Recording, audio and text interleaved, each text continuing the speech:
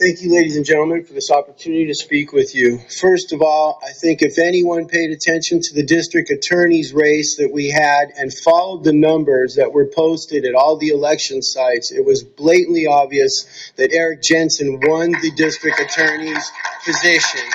He won these votes 500, 700% in these in-vote voting precincts. So how could that be such a change versus what the other vote shows? Not within 20%. I'm saying 2, 3, 4, 500%. 5 times more people voted for Eric Jensen than Stephanie Bridgett.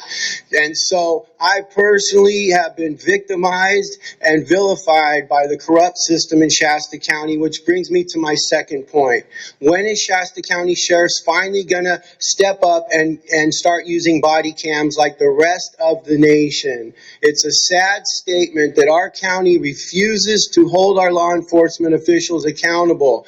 Even small departments use them like Tehama. Large departments like the LAPD use them. So when the Sheriff's Department says that it's due to lack of funding or it's too cumbersome or too inconvenient, then how can that be so when small and large departments are able to do so? If you speak with officers who have gotten used to use body cams, most of them will say they welcome them, and it actually protects them. I know personally what happened to me never would have happened if I could have subpoenaed body cams, because they refused to admit my video and witness evidence in front of Stephanie Bridgett. So I think it's time that we recognize the corruption that is part of Shasta County, and we're leaving it up to you to stop this. Unless we really care about our citizenry, I personally have seen in Shingletown crime run amok, and all my neighbors have been ripped off, but not one of us are allowed to defend our own property. And that's happened to every single one of my neighbors. But you have these group of little informants, what Stalin would call useful idiots,